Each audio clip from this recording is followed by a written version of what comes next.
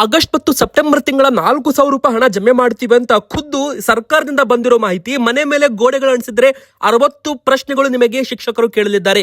ಯಾವೆಲ್ಲ ಪ್ರಶ್ನೆಗಳು? ಹಾಗೆ ಗೃಹಲಕ್ಷ್ಮಿ ಯೋಜನೆಗಾರರಿಗಂತೂ ಒಂದು ಸಿಹಿ ಸುದ್ದಿ, 4,000 ರೂಪಾಯಿ ಹಣ ಜಮೆ ಆಗ್ತಾ ಇದೆ. ಯಾವ ದಿನಾಂಕಕ್ಕೆ ಜಮೆ ಆಗುತ್ತೆ? ಮತ್ತೆ ಎಲ್ಲ ಅನ್ನಭಾಗ್ಯ BPL ರೇಷನ್ ಕಾರ್ಡ್ ಫಲಾನುಭವಿಗಳಿಗೆ ಒಂದು ಸಿಹಿ ಸುದ್ದಿ, ಒಂದು ಶಾಕಿಂಗ್ ನ್ಯೂಸ್, ಎಲ್ಲ ಒಂದು ಡೀಟೇಲ್ ಆಗಿ ರಾಜ್ಯ ಸರ್ಕಾರದಿಂದ ಬಂದಿರೋ ಹೊಸ ನಿಯಮಗಳ ಪಟ್ಟಿ ಎಲ್ಲ ಡೀಟೇಲ್ ಆಗಿ ಮಾಹಿತಿ ಕೊಟ್ಟಿದ್ದೇವೆ. ಉಚಿತ ಮನೆ ಯೋಜನೆ ಬಗ್ಗೆ ಸರ್ಕಾರದಿಂದ ಬಂದಿರೋ ಮಾಹಿತಿಯನ್ನ ಹೇಳ್ತಾ ಇದ್ದೀವಿ. ಸರ್ವರಿಗೆ ಸೂರು ಅಂತ ಇಲ್ಲಿ ಖುದ್ದು ಮುಖ್ಯಮಂತ್ರಿ ಅವರು ಟ್ವೀಟ್ ಮಾಡಿದ್ದಾರೆ. ಇದರ ಬಗ್ಗೆನೂ ಕೂಡ ಡೀಟೇಲ್ ಆಗಿ ನೋಡೋಣ. ಮನೆ ಇಲ್ಲದವರಿಗೆ ಸ್ವಂತ ಮನೆ ಪಡೆಯವರಿಗೆ ಇದು ಒಂದು ಹೊಸ ಗುಡ್ ನ್ಯೂಸ್ ಆಗಿರುತ್ತದೆ. ಮತ್ತೆ ನಿಮ್ಮ ಮನೆಯ ಮೇಲೂ ಕೂಡ ಗೋಡೆಗಳ ಮೇಲೆ ಈ ತರ ಒಂದು ಸ್ಟಿಕರ್ ಅಂಟಿಸಿದ್ದಾರೆ. ಆ ಒಂದು ಸ್ಟಿಕರ್ ರಿಲೇಟೆಡ್ ಸೆಪ್ಟೆಂಬರ್ 22ರಿಂದ 7ನೇ ತಾರೀಕಿನವರೆಗೂ ಸರ್ವೆ ನಡೆಯಲಿದೆ, ಜಾತಿ ಗಣತಿ ನಡೆಯಲಿದೆ ಅಂತ ಹೇಳಲಾಗಿದೆ. ಮತ್ತೆ ಇನ್ಮುಂದೆ ಸಿನಿಮಾ ಟಿಕೆಟ್ ಕೇವಲ 200 ರೂಪಾಯಿ ಮಾತ್ರ. ಹೌದು, 200 ರೂಪಾಯಿ ಟಿಕೆಟ್ ದರ ಮೀರುವಂತಿಲ್ಲ ಅಂತ ಸರ್ಕಾರದಿಂದ ಹೊಸ ರೂಲ್ಸ್ ಈಗ ಜಾರಿಗೆ ಕರ್ನಾಟಕದಲ್ಲಿ ಬಂದಿರುವಂತದ್ದು. ಇದು ಒಂದು ಸಿಹಿ ಸುದ್ದಿ ಸಿನಿಪ್ರಿಯರಿಗೆ ಅಂತಾನೆ ಹೇಳ್ಬಹುದು. ಇನ್ನು RBI ಕಡೆಯಿಂದ ಬ್ಯಾಂಕ್ ಅಕೌಂಟ್ ಇದ್ದವರಿಗಂತೂ ಒಂದು ಹೊಸ ನಿಯಮ, 30ನೇ ತಾರೀಕಿನ ಒಳಗೆ ಈ ಕೆಲಸ ಮಾಡಬೇಕು, ಇಲ್ಲ ಅಂದ್ರೆ ನಿಮ್ಮ ಒಂದು ಬ್ಯಾಂಕ್ ಖಾತೆ ವರ್ಕ್ ಆಗೋದು ಡೌಟ್. ಎದಕ್ಕಂದ್ರೆ ವೀಕ್ಷಕರೇ, ಇದು ಹೊಸ ರೂಲ್ಸ್ ಅಂತಾನೆ ಹೇಳ್ಬಹುದು. ಇದರ ಬಗ್ಗೆನೂ ಕೂಡ ಡೀಟೇಲ್ ಆಗಿ ಮಾಹಿತಿ ನೋಡ್ತಾ ಹೋಗೋಣ ಒಂದೊಂದಾಗಿ. ಮೊದಲಿಗೆ ಗೃಹಲಕ್ಷ್ಮಿ ಯೋಜನೆ ಬಗ್ಗೆ ವಿಡಿಯೋ ನೀವು ಕೊನೆ ತನಕ ನೋಡಿ, ಎದಕ್ಕಂದ್ರೆ ತುಂಬಾ ಇಂಪಾರ್ಟೆಂಟ್ ಮಾಹಿತಿಗಳು ಬಂದಿರ್ತವೆ. ಮೊದಲು ಎಲ್ಲ ಗೃಹಲಕ್ಷ್ಮಿ ಫಲಾನುಭವಿಗಳು ಬೇಗನೆ ವಿಡಿಯೋಗೆ ಬಂದು ಲೈಕ್ ಮಾಡಿ. 4,000 ರೂಪಾಯಿ ಹಣ ಜಮೆ ಆಗ್ತಾ ಇದೆ ನಿಮ್ಮ ಅಕೌಂಟ್ಗೆ, 2 ಕಂತು ಹಣ. ಮತ್ತೆ ನಿಮಗೆ ಎಷ್ಟು ಕಂತು ಹಣ ಬಾಕಿ ಇದೆ ಅದನ್ನ ನೀವು ನಮಗೆ ಕಮೆಂಟ್ ಅಲ್ಲಿ ತಿಳಿಸಿ. ನಿಮ್ಮ ಕಮೆಂಟ್ಗೆ ನಮ್ಮ ಉತ್ತರ ಕೂಡ ನಿಮಗೆ ಸಿಗುತ್ತೆ. ಹಾಗೆ ನಮ್ಮ ಚಾನಲ್ಗೆ ಸಬ್ಸ್ಕ್ರೈಬ್ ಆಗಿಲ್ಲ ಅಂದ್ರೆ ದಯವಿಟ್ಟು ಸಬ್ಸ್ಕ್ರೈಬ್ ಬಟನ್ ಮೇಲೆ ಕ್ಲಿಕ್ ಮಾಡಿ. ಇಲ್ಲಿ ಸರ್ಕಾರದಿಂದ ಬಂದಿರೋ ಒಂದು ಮಾಹಿತಿ ನೋಡಬಹುದು. ಆಗಸ್ಟ್ ಮತ್ತು ಸೆಪ್ಟೆಂಬರ್ ತಿಂಗಳ ಗೃಹಲಕ್ಷ್ಮಿ ಹಣವನ್ನ ಶೀಘ್ರದಲ್ಲೇ ಬಿಡುಗಡೆ ಮಾಡ್ತೀವಿ ಅಂತ ಇಲ್ಲಿ ಒಂದು ಪೋಸ್ಟರ್ ಅನ್ನ ಬಿಡುಗಡೆ ಮಾಡಿರುವಂತದ್ದು ನೋಡಬಹುದು ನೀವು. ಆಗಸ್ಟ್ ಮತ್ತು ಸೆಪ್ಟೆಂಬರ್ ತಿಂಗಳ ಗೃಹಲಕ್ಷ್ಮಿ ಹಣವನ್ನ ಶೀಘ್ರದಲ್ಲೇ ಬಿಡುಗಡೆ ಮಾಡಲಾಗುತ್ತೆ ಅಂತ ಇಲ್ಲಿ ಒಂದು ಮಾಹಿತಿ ಬಂದಿರುವಂತದ್ದು ವೀಕ್ಷಕರೇ. ಆದ್ರೆ ಇಲ್ಲಿ 21 ಕಂತುಗಳ ಹಣವನ್ನ ಈಗಾಗಲೇ 1,24,00,000 ಮಹಿಳೆಯರಿಗೆ ಜಮೆ ಮಾಡಿದ್ದೇವೆ.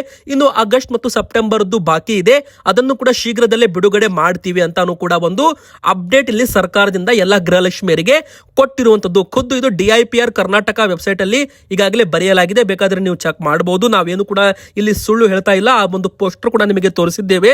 ಆದ್ರೆ ಇಲ್ಲಿ ತುಂಬಾ ಜನ ಕಮೆಂಟ್ ಮಾಡ್ತಾ ಇರೋದೇನಂದ್ರೆ 21ನೇ ಕಂತು ಓಕೆ, ಆದ್ರೆ ಇಲ್ಲಿ ಜುಲೈ ತಿಂಗಳ ಹಣ ಬಂದೇ ಇಲ್ಲ ನಮಗೆ ಅಂತ ತುಂಬಾ ಜನ ಹೇಳ್ತಾ ಇದ್ದಾರೆ. ಹೌದು, ಜೂನ್ ತಿಂಗಳವರೆಗೂ ಹಣ ಕೆಲವರಿಗೆ ಬಂದಿದೆ, ಕೆಲವೊಬ್ಬರಿಗೆ ಜೂನ್ ತಿಂಗಳ ಹಣದು ಬಂದಿಲ್ಲ, ಕೆಲವೊಬ್ಬರಿಗೆ ಜುಲೈ ತಿಂಗಳ ಹಣನೂ ಬಂದಿಲ್ಲ. ವೀಕ್ಷಕರೇ, ನಿಮಗೂ ಕೂಡ ಹಣ ಬಂದಿಲ್ಲ ಅಂದ್ರೆ ಬೇಗನೆ ಕಮೆಂಟ್ ಅಲ್ಲಿ ತಿಳಿಸಿ. ಜುಲೈ ತಿಂಗಳ ಕಂತು ಯಾರಿಗೆಲ್ಲ ಬಂದಿದೆ ಅವ್ರು ಎಸ್ ಅಂತ ಕಮೆಂಟ್ ಮಾಡಿ, ಬರಲಾರದವರು ನೋ ಅಂತ ಕಮೆಂಟ್ ಮಾಡ್ತಾ ಜುಲೈ ತಿಂಗಳ ಕಂತು ಬಂದಿಲ್ಲ ಅಂತ ಕಮೆಂಟ್ ಮಾಡಿ. ಸರ್ಕಾರ ಆಗಸ್ಟ್ ಮತ್ತು ಸೆಪ್ಟೆಂಬರ್ ತಿಂಗಳದ್ದು ಮಾತ್ರ ಬಾಕಿ ಇದೆ ಅಂತ ಹೇಳಲಾಗಿದೆ. ಸೊ ಈ ಒಂದು 2 ಕಂತು ಶೀಘ್ರದಲ್ಲೇ ಬಿಡುಗಡೆ ಮಾಡಿ ಜಮೆ ಮಾಡಲಾಗುತ್ತೆ ಅಂತ ಈಗಾಗಲೇ ಒಂದು ಬರೆಯಲಾಗಿದೆ. ಸೊ ಇಲ್ಲಿ ಸರ್ಕಾರದಿಂದ ಬಂದಿರೋ ಮಾಹಿತಿ ಪ್ರಕಾರ ಇಲ್ಲಿ ಜನರು ಕಮೆಂಟ್ ಮಾಡ್ತಾ ಇರೋದು ಮಿಸ್ ಮ್ಯಾಚ್ ಆಗ್ತಾ ಇದೆ. ಕೆಲವೊಬ್ಬರಿಗೆ ಜೂನ್ ತಿಂಗಳ ಹಣ ಬಂದಿದೆ, ಆದ್ರೆ ಜುಲೈ ತಿಂಗಳ ಹಣ ಅಂತೂ ಯಾರಿಗೂ ಬಂದೇ ಇಲ್ಲ ಅಂತ ಹೇಳ್ತಾ ಇದ್ದಾರೆ. ಸೊ ನಿಮಗೆ ಜುಲೈ ತಿಂಗಳ ಹಣದ ಬಗ್ಗೆ ಏನಾದರೂ ಅಪ್ಡೇಟ್ ಇದ್ರೆ, ಯಾರಿಗಾದ್ರೂ ಬಂದಿದ್ರೆ ನಮಗೆ ಕಮೆಂಟ್ ಅಲ್ಲಿ ತಿಳಿಸಬೇಕು ನೀವು. ಯಾಕಂದ್ರೆ ನಿಮಗೋಸ್ಕರ ನಾವು ವಿಡಿಯೋ ಮಾಡ್ತಾ ಇರ್ತೀವಿ. ಸೊ ಎಲ್ಲ ಗೃಹಲಕ್ಷ್ಮಿಯವರು ಬೇಗನೆ ಕಮೆಂಟ್ ಮಾಡಿ, ನಿಮ್ಮ ಕಮೆಂಟ್ಗೆ ನಮ್ಮ ಉತ್ತರ ಕೂಡ ಸಿಗುತ್ತೆ. ಮತ್ತೆ ಇಲ್ಲಿ 22, 23ನೇ ತಾರೀಕಿನ ಒಳಗಡೆ ಹಣ ರಿಲೀಸ್ ಆಗಲಿದೆ. ಅಂದ್ರೆ ಇದೇ ಒಂದು 22, 23ನೇ ತಾರೀಕು ಒಳಗೆ ಹಣ ರಿಲೀಸ್ ಆಗುತ್ತೆ. 2 ಕಂತು ಹಣ 4,000 ರೂಪಾಯಿ. ಅದು ನಿಮಗೆ ದಸರಾ ನವರಾತ್ರಿ ಹಬ್ಬದ ಒಳಗೆ ಅಂದ್ರೆ ಅಕ್ಟೋಬರ್ 2, 3ನೇ ತಾರೀಕಿನ ಒಳಗಡೆ ಅಕೌಂಟ್ಗೆ ಬಂದು ಜಮೆ ಆಗುವ ಸಾಧ್ಯತೆ ಇದೆ. ಇದು ಗೃಹಲಕ್ಷ್ಮಿ ರಿಲೇಟೆಡ್ ಅಪ್ಡೇಟ್ ಮುಗಿತು. ಈಗ ಎರಡನೇದ್ದು ಜಾತಿ ಗಣತಿ ಬಗ್ಗೆ. ವೀಕ್ಷಕರೇ, ನಿಮ್ಮ ಮನೆಯ ಗೋಡೆಗಳ ಮೇಲೆ ಈ ತರ ಒಂದು ಸ್ಟಿಕರ್ ಅನ್ನ ಅಂಟಿಸಿರಲಾಗುತ್ತೆ. ಈ ಒಂದು ಸ್ಟಿಕರ್ ಅಂಟಿಸಿರೋದು ಎದಕ್ಕಪ್ಪ ಅಂದ್ರೆ ಮನೆಗಳಿಗೆ ಸಮೀಕ್ಷೆಯನ್ನ ಮಾಡಲಾಗ್ತಾ ಇದೆ, ವೈಜ್ಞಾನಿಕವಾಗಿ ಶೈಕ್ಷಣಿಕವಾಗಿ ಸಮೀಕ್ಷೆಯನ್ನ ಮಾಡಲಾಗ್ತಾ ಇದೆ. ಸೊ ಈ ಒಂದು ಸಮೀಕ್ಷೆಗೆ ಎಲ್ಲರೂ ಕೂಡ ಸಹಕರಿಸಬೇಕು ಅಂತ ಖುದ್ದು ಮುಖ್ಯಮಂತ್ರಿಗಳು ಸಿದ್ದರಾಮಯ್ಯನವರು ಸರ್ ಅವರು ಈಗಾಗಲೇ ಒಂದು ಟ್ವೀಟ್ ಅನ್ನ ಮಾಡಿದ್ದಾರೆ, ಜನರಿಗೆ ಮನವಿ ಕೂಡ ಮಾಡಿರುವಂತದ್ದು. ಮತ್ತೆ ಪ್ರತಿಯೊಬ್ಬರು ಕೂಡ ಇಲ್ಲಿ 60 ಪ್ರಶ್ನೆಗಳನ್ನ ಕೇಳ್ತಾರಲ್ಲ, ಅದಕ್ಕೆ ಸಮರ್ಪಕವಾಗಿರುವ ಉತ್ತರವನ್ನ ನೀಡಿ ಎಲ್ಲರೂ ಸಮರ್ಪಕ ಮಾಹಿತಿ ನೀಡಿ ಸಹಕರಿಸಬೇಕು ಅಂತಾನು ಕೂಡ ಇಲ್ಲಿ ಒಂದು ಮನವಿಯನ್ನ ಖುದ್ದು ಮುಖ್ಯಮಂತ್ರಿ ಸಿದ್ದರಾಮಯ್ಯನವರು ಇಲ್ಲಿ ಮಾಡಿರುವಂತದ್ದು. ವೀಕ್ಷಕರೇ, ಸಮೀಕ್ಷೆ ಕಾರ್ಯದಲ್ಲಿ ಪ್ರತಿಯೊಬ್ಬರು ಕೂಡ ಪಾಲ್ಗೊಳ್ಳಬೇಕು, ಯಾರು ಕೂಡ ಸಮೀಕ್ಷೆಯಿಂದ ಹೊರಗುಳಿಬಾರದು. ಸಮೀಕ್ಷೆಯಲ್ಲಿ 60 ಪ್ರಶ್ನೆಗಳನ್ನ ಕೇಳಲಾಗುವುದು. ಆ ಒಂದು ಪ್ರಶ್ನೆಗಳಿಗೆ ಸಮರ್ಪಕವಾದ ಮಾಹಿತಿಯನ್ನ ಒದಗಿಸಬೇಕು ಅಂತಾನು ಕೂಡ ಇಲ್ಲಿ ಒಂದು ಮನವಿಯನ್ನ ಇಲ್ಲಿ ಮಾಡಿರುವಂತದ್ದು.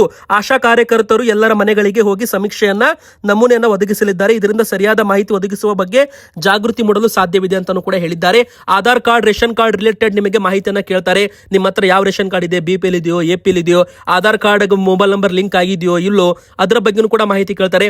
ನಿಮ್ಮ ಮನೆಯಲ್ಲಿ ಎಷ್ಟು ಜನ ಇದ್ದೀರಾ, ಮತ್ತೆ ಮನೆಯಲ್ಲಿ ಮಕ್ಕಳು ಶಾಲೆಗೆ ಹೋಗ್ತಾ ಇದ್ರೆ ಯಾವ ಶಾಲೆಗೆ ಹೋಗ್ತಾ ಇದ್ದಾರೆ, ಎಷ್ಟನೇ ಇದ್ದಾರೆ, ತರಗತಿ ಎಷ್ಟು, ಮತ್ತೆ ಯಾರಾದ್ರೂ ನೌಕರಿ ಮಾಡ್ತಾ ಇದ್ರೆ ಅವ್ರದ್ದು ಸಂಬಳ ಎಷ್ಟಿದೆ, ಅವ್ರದ್ದು ನೌಕರಿ ಏನಿದೆ, ಎಲ್ಲಿ ಮಾಡ್ತಾರೆ ನೌಕರಿ, ಇದರ ಬಗ್ಗೆ ಒಂದು ವೈಜ್ಞಾನಿಕವಾಗಿ ಆಗಿರ್ಬೋದು, ಇದು ಒಂದು ಸಾರ್ವಜನಿಕವಾಗಿ ಸಾಮಾಜಿಕ ಮತ್ತು ಶೈಕ್ಷಣಿಕ ಸರ್ವೆ ಅಂತಾನೆ ಹೇಳ್ಬೋದು, ಅಂತಾನೆ ಸಾಮಾಜಿಕ ಮತ್ತು ಶೈಕ್ಷಣಿಕ ಸಮೀಕ್ಷೆಯನ್ನ ಮಾಡಲಾಗ್ತಾ ಇದೆ.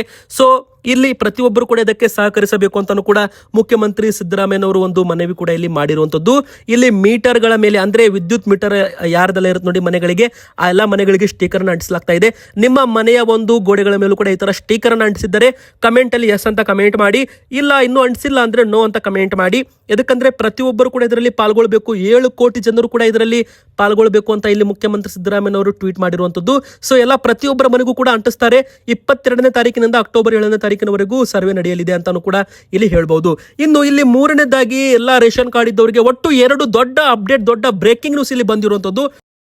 ಮೊದಲನೆಯ ಬ್ರೇಕಿಂಗ್ ನ್ಯೂಸ್ ನಿಮಗೆ ಹೇಳಬೇಕು, ಎದಕ್ಕಪ್ಪ ಅಂದ್ರೆ ರೇಷನ್ ಕಾರ್ಡ್ ರಿಲೇಟೆಡ್ ಅನ್ನಭಾಗ್ಯ ಫಲಾನುಭವಿಗಳೇ, ಮುಖ್ಯವಾಗಿ ಅನ್ನಭಾಗ್ಯ ಫಲಾನುಭವಿಗಳಿಗೆ ಸಿಹಿ ಸುದ್ದಿ. ಆಹಾರ ಕಿಟ್ ವಿತರಣೆ ಬಗ್ಗೆ ಅಧಿಕಾರಿಗಳಿಗೆ ಸರ್ವೆ ಮಾಡೋದಕ್ಕೆ ಪ್ರಸ್ತಾವನೆ ಸಲ್ಲಿಸಲು ಇಲ್ಲಿ ಸೂಚನೆ ನೀಡಲಾಗಿದೆ. ಅಂದ್ರೆ ಇಲ್ಲಿ ಸಚಿವ ಸಂಪುಟ ಸಭೆಯಲ್ಲಿ ಇದರ ಬಗ್ಗೆ ತೀರ್ಮಾನ ಮಾಡಲಾಗಿದ್ದು, ಅನ್ನಭಾಗ್ಯ ಅಕ್ಕಿ ಜನರು ಕಾಳಸಂತೆಯಲ್ಲಿ ಮಾರಾಟ ಮಾಡ್ತಾ ಇದ್ದಾರೆ ಮತ್ತು ಅಕ್ಕಿ 10 ಕೆಜಿ ಅಕ್ಕಿ ಪ್ರತಿಯೊಬ್ಬರು ಕೂಡ ಬಳಸ್ತಾ ಇಲ್ಲ. ಸೊ 10 ಕೆಜಿ ಅಕ್ಕಿಯನ್ನ ಪ್ರಮಾಣವನ್ನ ಕಡಿಮೆ ಮಾಡಿ, ಆ ಒಂದು ಅಕ್ಕಿ ಕಡಿಮೆ ಮಾಡಿರೋ ಪ್ರಮಾಣ ಅಕ್ಕಿ ಎಷ್ಟಿರುತ್ತೆ ಅದರ ಒಂದು ರಿಲೇಟೆಡ್ ಇಲ್ಲಿ ಜೋಳ ಆಗಿರ್ಬೋದು, ರಾಗಿ ಆಗಿರ್ಬೋದು, ಬೇಳೆ, ಅಡುಗೆ ಎಣ್ಣೆ, ಸಕ್ಕರೆ, ಈ ತರ ಒಂದು ಪೌಷ್ಟಿಕ ಆಹಾರ ಧಾನ್ಯಗಳನ್ನ ವಿತರಣೆ ಮಾಡೋದರ ಬಗ್ಗೆನೂ ಕೂಡ ಸರ್ಕಾರಕ್ಕೆ ಪ್ರಸ್ತಾವನೆ ಸಲ್ಲಿಸಬೇಕು ಆಹಾರ ಇಲಾಖೆ ಅಂತ ಹೇಳಿದೆ. ಸೊ ಎಲ್ಲಾ ಕಡೆಗೂ ಕೂಡ ಸರ್ವೆ ನಡೀತಾ ಇದೆ. ಯಾವ ಜಿಲ್ಲೆಗಳಲ್ಲಿ ಅಂದ್ರೆ ಯಾವ ಒಂದು ಭಾಗದಲ್ಲಿ ಯಾವ ತರ ಐಟಮ್ಸ್ ಗಳನ್ನ ಅಂದ್ರೆ ಯಾವ ತರ ಪೌಷ್ಟಿಕ ಆಹಾರ ಧಾನ್ಯಗಳನ್ನ ವಿತರಣೆ ಮಾಡಬೇಕು, ಇದರ ಬಗ್ಗೆ ಸರ್ಕಾರಕ್ಕೆ ಅಪ್ಡೇಟ್ ಸಿಗ್ತಾ ಇದ್ದಂತೆ ಸರ್ಕಾರ ಇದನ್ನ ಅಧಿಕೃತವಾಗಿ ಘೋಷಣೆ ಮಾಡುತ್ತೆ. ಹೀಗಾಗಿ ಪ್ರತಿಯೊಬ್ಬರಿಗೂ ಕೂಡ ಇನ್ನು 2 ತಿಂಗಳು ಸಮಯದಲ್ಲಿ ಅನ್ನಭಾಗ್ಯದಲ್ಲಿ ಭಾರಿ ಒಂದು ಬದಲಾವಣೆ ನಾವು ನೋಡಬಹುದು. ಅಕ್ಕಿ ಮಾತ್ರ ಅಲ್ಲ, ಅಕ್ಕಿ ಜೊತೆಗೆ ಆಹಾರ ಧಾನ್ಯಗಳು, ಪೌಷ್ಟಿಕ ಆಹಾರ ಧಾನ್ಯಗಳು, ಮತ್ತೆ ಇಲ್ಲಿ ಸಕ್ಕರೆ, ಈ ತರ ಒಂದು ಐಟಮ್ಸ್ಗಳು ಸಿಗಬಹುದು. ಆದ್ರೆ ಇನ್ನೂ ಕೂಡ ಅಧಿಕೃತವಾಗಿ ಆಹಾರ ಇಲಾಖೆಯಿಂದ ಮಾಹಿತಿ ಬರಬೇಕು ವೀಕ್ಷಕರೇ. ಸೊ ಇದು ಎಲ್ಲ ಅನ್ನಭಾಗ್ಯ ಫಲಾನುಭವಿಗಳಿಗೆ ಒಂದು ಗುಡ್ ನ್ಯೂಸ್. ಮತ್ತೆ ಇಲ್ಲಿ 2ನೇದಾಗಿ ಅನರ್ಹ ಪಡಿತರ ಚೀಟಿಗಳನ್ನ ರದ್ದು ಮಾಡೋದ್ರ ಬಗ್ಗೆ. BPL ಕಾರ್ಡ್ ಪಡಿಬೇಕು ಅಂದ್ರೆ ವಾರ್ಷಿಕ ಆದಾಯ ಮಿತಿ 1,20,000 ರೂಪಾಯಿಗಿಂತ ಕಡಿಮೆ ಇರಬೇಕು ಎಂಬ ಮಾನದಂಡ ನಿಗದಿ ಮಾಡಿರೋದು ಕೇಂದ್ರ ಸರ್ಕಾರ ಅಂತ ಸಿದ್ದರಾಮಯ್ಯನವರು, ಮುಖ್ಯಮಂತ್ರಿ ಸಿದ್ದರಾಮಯ್ಯನವರು ಹೇಳಿದ್ದಾರೆ. ನಾವು ಮಾಡಿಲ್ಲ, ಅದು ಕೇಂದ್ರ ಸರ್ಕಾರ ಮಾಡಿದೆ. ಹೀಗಾಗಿ ವಾರ್ಷಿಕ ಆದಾಯ 1,20,000 ರೂಪಾಯಿ ಮೇಲೆ ಯಾರದೆಲ್ಲ ಇದೆ ಅವ್ರದೆಲ್ಲ BPL ಕಾರ್ಡ್ ರದ್ದಾಗುತ್ತೆ. ಯಾರ್ದಾದ್ರೂ ಅರ್ಹರದು BPL ಕಾರ್ಡ್ ರದ್ದಾದ್ರೆ ಅವರಿಗೆ ಮತ್ತೆ ಮರಳಿ BPL ಕಾರ್ಡ್ ನೀಡೋದ್ರ ಬಗ್ಗೆನೂ ಕೂಡ ಸೂಚನೆ ಕೊಟ್ಟಿದ್ದೇನೆ. ಅರ್ಹರ BPL ಕಾರ್ಡ್ ರದ್ದು ಮಾಡುವಂತಿಲ್ಲ ಅಂತ ಈಗಾಗಲೇ ಒಂದು ಅಧಿಕಾರಿಗಳಿಗೆ ಸೂಚನೆ ಕೊಟ್ಟಿದ್ದೇವೆ ಅಂತಾನು ಕೂಡ ಇಲ್ಲಿ ಹೇಳಲಾಗಿದೆ. ವೀಕ್ಷಕರೇ ಬನ್ನಿ, ಈಗ ಇನ್ನೊಂದು ಬಿಗ್ ಅಪ್ಡೇಟ್. ಸರ್ವರಿಗೂ ಸೂರು ಅಂತ ಒಂದು ಇಲ್ಲಿ ಟ್ವೀಟ್ ಅನ್ನ ಮಾಡಲಾಗಿತ್ತು. ಇದು ಕೂಡ ಸರ್ಕಾರದಿಂದ ಬಂದಿರೋ ಒಂದು ಬಿಗ್ ಬ್ರೇಕಿಂಗ್ ನ್ಯೂಸ್. ಮನೆ ಇಲ್ಲದವರಿಗೆ ಮನೆ ಕೊಡುವ ಒಂದು ಯೋಜನೆ ಅಂತಾನೆ ಹೇಳ್ಬೋದು. ಈಗಾಗಲೇ ಕಾಂಗ್ರೆಸ್ ಪಕ್ಷದಿಂದ ಎಷ್ಟು ಮನೆಗಳನ್ನು ನಿರ್ಮಾಣ ಮಾಡಲಾಗಿದೆ, ಸರ್ವರಿಗೂ ಸೂರು ನಮ್ಮ ಸಂಕಲ್ಪ ಅಂತ ಇಲ್ಲಿ ಹೇಳಲಾಗಿದೆ. ಒಟ್ಟು 1,84,784 ವಿವಿಧ ಯೋಜನೆಗಳ ಅಡಿಯಲ್ಲಿ ನಿರ್ಮಾಣವಾಗ್ತಾ ಇರೋ ಮನೆಗಳು ನಮ್ಮ ಕರ್ನಾಟಕದಲ್ಲಿ. ಇದರಲ್ಲಿ 47,848 ಮನೆಗಳು ಪ್ರಧಾನಮಂತ್ರಿ ಅವರ ಆವಾಸ್ ಯೋಜನೆ ಅಡಿ ನಿರ್ಮಾಣವಾಗ್ತಾ ಇದ್ದಾವೆ. ಇನ್ನು 94,939 ಮನೆಗಳು ಅಂಬೇಡ್ಕರ್ ವಸತಿ ಯೋಜನೆ ಅಡಿ ನಿರ್ಮಾಣವಾಗ್ತಾ ಇದ್ದಾವೆ. ಇನ್ನು 42,000 ಮನೆಗಳು ಸ್ಲಮ್ ಬೋರ್ಡ್ ಅಡಿ ನಿರ್ಮಾಣವಾಗ್ತಾ ಇರೋ ಮನೆಗಳು ಅಂತ ಇಲ್ಲಿ ಹೇಳಲಾಗಿದೆ. ಸರ್ವರಿಗೂ ನೆಮ್ಮದಿಯ ಸೂರು ಒದಗಿಸುವುದು ನಮ್ಮ ಸರ್ಕಾರದ ಆದ್ಯತೆ ಅಂತ ಮುಖ್ಯಮಂತ್ರಿ ಸಿದ್ದರಾಮಯ್ಯನವರು ಇಲ್ಲಿ ಮಾಹಿತಿ ಕೊಟ್ಟಿರುವಂತದ್ದು. ಈ ನಿಟ್ಟಿನಲ್ಲಿ ನಾವು ಕಾರ್ಯಪ್ರವೃತ್ತರಾಗಿದ್ದು ಪ್ರಧಾನಮಂತ್ರಿ ಅವರ ಮತ್ತೆ ಇಲ್ಲಿ ಅಂಬೇಡ್ಕರ್ ವಸತಿ ಯೋಜನೆ ಆಗಿರ್ಬೋದು, ಸ್ಲಮ್ ಬೋರ್ಡ್ ಅಡಿ ನಿರ್ಮಾಣವಾಗ್ತಾ ಇರೋ ಮನೆಗಳ ಬಗ್ಗೆ ಒಂದು ಮಾಹಿತಿಯನ್ನ ಇಲ್ಲಿ ಕೊಟ್ಟಿರುವಂತದ್ದು. ವೀಕ್ಷಕರೇ ಯಾರೆಲ್ಲ ಅರ್ಜಿ ಹಾಕಿದ್ದಾರೆ ಅವರಿಗೆ ಇದೊಂದು ಇಂಪಾರ್ಟೆಂಟ್ ಅಪ್ಡೇಟು. ಉಚಿತ ಮನೆ ಯೋಜನೆ ಬಗ್ಗೆ ಈ ಒಂದು 3 ಯೋಜನೆ ಅಡಿಯಲ್ಲಿ ಮನೆಗಳನ್ನು ಏನಾದರೂ ನೀವು ಅರ್ಜಿ ಹಾಕಿದ್ರೆ ಇಲ್ಲಿ ನಿಮಗೆ ಮನೆಗಳನ್ನ ಪೂರ್ಣವಾಗ್ತಾ ಇದ್ದಾವೆ. ಸೊ ಇದು ನಿರ್ಮಾಣಗೊಳ್ಳುತ್ತಿರೋ ಮನೆಗಳು ನಿರ್ಮಾಣವಾದ ಬಳಿಕ ಇದನ್ನ ಹಸ್ತಾಂತರ ಕೂಡ ಮಾಡ್ತಾರೆ. ಅಂದ್ರೆ ಸರ್ಕಾರದಿಂದಲೇ ಯಾರೆಲ್ಲ ಅರ್ಜಿ ಹಾಕಿರ್ತಾರೆ ಅವರಿಗೆ ಈ ಒಂದು ಮನೆಗಳನ್ನ ವಿತರಣೆ ಮಾಡಲಾಗುತ್ತೆ. ಇದರಲ್ಲಿ ನೀವು ಯಾರಾದರೂ ಅರ್ಜಿ ಹಾಕಿದ್ರೆ ಕಮೆಂಟ್ ಅಲ್ಲಿ ತಿಳಿಸಿ ನಮಗೆ. ಹಾಕಿಲ್ಲ ಅಂದ್ರೆ ನೋ ಅಂತ ಕಮೆಂಟ್ ಮಾಡಿ. ಇದರ ಬಗ್ಗೆ ಹೆಚ್ಚು ಅಪ್ಡೇಟ್ಸ್ ನಿಮಗೆ ಮುಂದಿನ ಬರೋ ವಿಡಿಯೋದಲ್ಲಿ ನಮ್ಮ ಚಾನಲ್ ಅಲ್ಲಿ ಸಿಗುತ್ತೆ ವೀಕ್ಷಕರೇ. ಇದು ಕೂಡ ಒಂದು ಇಂಪಾರ್ಟೆಂಟ್ ಅಪ್ಡೇಟು. ಬನ್ನಿ ಈಗ ಇನ್ನೊಂದು ಬಿಗ್ ಬ್ರೇಕಿಂಗ್ ನ್ಯೂಸ್ ಏನಂತ ನೋಡೋಣ. RBI ಇಂದ ಒಟ್ಟು 2 ದೊಡ್ಡ ಒಂದು ಘೋಷಣೆ ಅಂತಾನೆ ಹೇಳ್ಬಹುದು. ಮೊದಲನೇ ಘೋಷಣೆ ಏನಪ್ಪಾ ಅಂದ್ರೆ RBI ಕಡೆಯಿಂದ ಬಂದಿರೋ ಮಾಹಿತಿ. ಇನ್ ಮುಂದೆ ನೀವು KYC ಕಡ್ಡಾಯ ಮಾಡಲಾಗಿದೆ. ಅಂದ್ರೆ ನಿಮ್ಮ ಬ್ಯಾಂಕ್ ಅಕೌಂಟ್ ಅಲ್ಲಿ ನೀವು ಹಣ ಇಟ್ಟಿದ್ರೆ ನಿಮಗೆ ಹಣ ಹಾಕೋದಕ್ಕೆ ತೆಗೆಯೋದಕ್ಕೆ ಪರ್ಮಿಷನ್ ಬೇಕಲ್ಲ, ಸೊ ಅದು KYC ಆದ ಕಸ್ಟಮರ್, ನೋ ಯುವರ್ ಕಸ್ಟಮರ್ ಅಂದ್ರೆ ನಿಮ್ಮ ಬ್ಯಾಂಕ್ ಖಾತೆಗೆ ಆಧಾರ್ ಲಿಂಕ್ ಮತ್ತು ಪ್ಯಾನ್ ವೆರಿಫೈಡ್ ಬ್ಯಾಂಕ್ ಅಕೌಂಟ್ಗೆ ಇದು KYC ಅಂತ ಕರೀತಾರೆ. ಸೊ ನೀವೇನಾದ್ರೂ ನಿಮ್ಮ ಬ್ಯಾಂಕ್ ಅಕೌಂಟ್ಗೆ ಪ್ಯಾನ್ ಕಾರ್ಡ್ ಆಗಿರ್ಬೋದು, ಆಧಾರ್ ಕಾರ್ಡ್ ಇನ್ನು ಲಿಂಕ್ ಮಾಡಿಸಿಲ್ಲ ಅಂದ್ರೆ ಲಿಂಕ್ ಮಾಡಿಸಿ. ಅದಕ್ಕಂದ್ರೆ ಮುಂದಿನ ಬರೋ ದಿನಗಳಲ್ಲಿ ನಿಮಗೆ ಸಮಸ್ಯೆ ಆಗಬಾರ್ದು. ಬ್ಯಾಂಕ್ ಖಾತೆ ಹೊಂದಿದವರು ಎಲ್ಲರೂ ಯಾವುದೇ ತೊಂದರೆ ಇಲ್ಲದೆ ನಿರಂತರ ಬ್ಯಾಂಕಿಂಗ್ ಸೇವೆಗಳನ್ನ ಪಡೆಯಲು ಭಾರತೀಯ ರಿಸರ್ವ್ ಬ್ಯಾಂಕ್ ಒಂದು ಪ್ರಮುಖ ಸಲಹೆ ಕೊಟ್ಟಿದ್ದು KYC ಬ್ಯಾಂಕ್ ಖಾತೆ ನವೀಕರಿಸಲು ಕೇಳಿದೆ. ಇದಕ್ಕಾಗಿ ಸೆಪ್ಟೆಂಬರ್ 30 ಕೊನೆ ಅವಕಾಶ. ನೀವು KYC ಮಾಡಿಸಬೇಕಂದ್ರೆ ನಿಮ್ಮ ಬ್ಯಾಂಕ್ ಅಕೌಂಟ್ ಇರುವ ಒಂದು ಬ್ಯಾಂಕ್ ಶಾಖೆಗೆ ಭೇಟಿ ಕೊಡಬೇಕು. ಯಾವುದೇ ಕಾರಣಕ್ಕೂ ನೀವು ಯಾರಾದ್ರೂ ಮೆಸೇಜ್ ಮಾಡ್ತಾರೆ ನಿಮಗೆ KYC ಅಂತ, ಮತ್ತೆ ಅಲ್ಲಿ ಯಾರಾದ್ರೂ ಹ್ಯಾಕರ್ಸ್ ಇದ್ರೆ, ಅವ್ರೇನಾದ್ರೂ ಹ್ಯಾಕ್ ಮಾಡೋರಿದ್ರೆ, ಸೊ ಅಲ್ಲಿ ನೀವು ಬಲೆಗೆ ಬೀಳಬೇಡಿ. ಯಾಕಂದ್ರೆ KYC ಹೆಸರಲ್ಲಿ ತುಂಬಾ ಮೋಸಗಳು ನಡೀತಾ ಇದ್ದಾವೆ. KYC ಮಾಡಿಸಿದ್ರೆ ನಿಮ್ಮ ಬ್ಯಾಂಕ್ಗೆ ಭೇಟಿ ಕೊಡಬೇಕು, ನಿಮ್ಮ ಬ್ಯಾಂಕ್ ಶಾಖೆಗೆ ಭೇಟಿ ಕೊಡಬೇಕು. ಯಾರೋ ಒಬ್ರು ಕರೆ ಮಾಡಿ ನಾವು ಈ KYC ಮಾಡ್ತೀವಿ, ಆಧಾರ್ ಕಾರ್ಡ್ ಕೊಡಿ, OTP ಹೇಳಿ ಅಂದ್ರೆ ಹೇಳಬೇಡಿ. ಅದಕ್ಕಂದ್ರೆ ನಿಮ್ಮ ಬ್ಯಾಂಕ್ ಅಕೌಂಟ್ ಹ್ಯಾಕ್ ಮಾಡೋರು ಇದ್ದಾರೆ KYC ಹೆಸರಲ್ಲಿ. ಸೊ ತುಂಬಾ ಎಚ್ಚರವಾಗಿರಿ ಅಂತಾನು ಕೂಡ ಇಲ್ಲಿ ಒಂದು ಸಂದೇಶ ಬಂದಿರುವಂತದ್ದು.